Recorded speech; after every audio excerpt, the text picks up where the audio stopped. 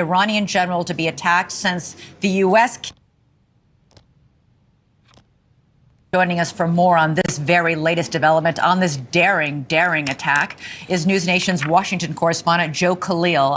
Joe, this was something else. This was the highest ranking Iranian general to be attacked since the U.S. killed Soleimani during the Trump administration.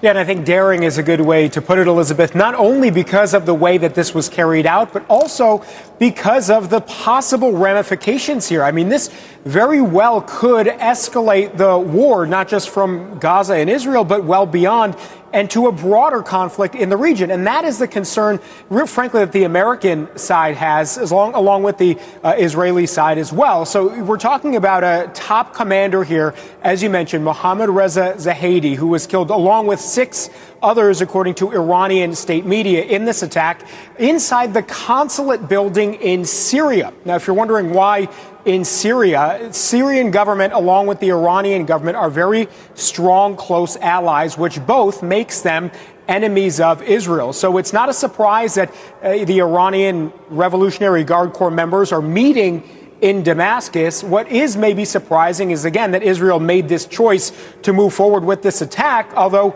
the intelligence on the Israeli side, we know, is very good, akin to what the CIA has here in the United States. Matthew Miller, the spokesperson for the State Department, addressed the concerns about whether this strike might lead to a broader conflict, and here's what he said. But of course, we are always concerned about anything that would be escalatory or cause an increase in conflict in the region. It has been one of the goals of this administration since October 7th to keep the conflict from spreading, recognizing that Israel has the right to defend itself from adversaries that are sworn to its destruction.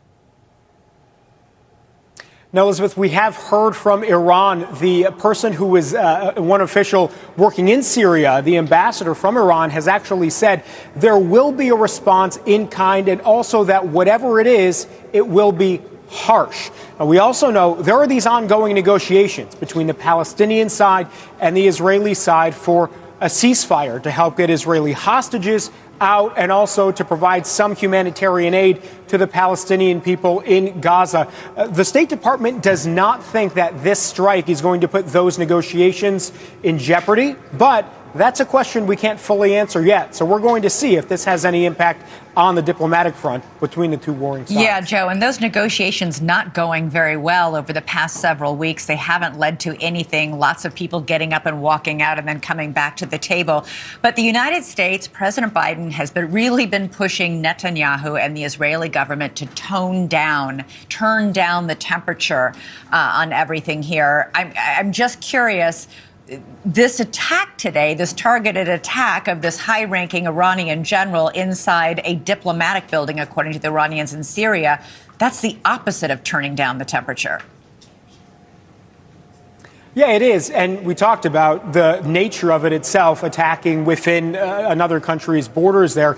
There are always these proxy back and forths. You have Hezbollah in Lebanon that is regularly firing rockets into Israel and Israel firing back into Lebanon. Just yesterday, one Hezbollah commander killed by the Israeli forces there. So even while these negotiations are happening, you do have these sort of proxy wars happening all around Israel. And that's why there is such a concern that it is a tinderbox that may end up resulting in a larger conflict there.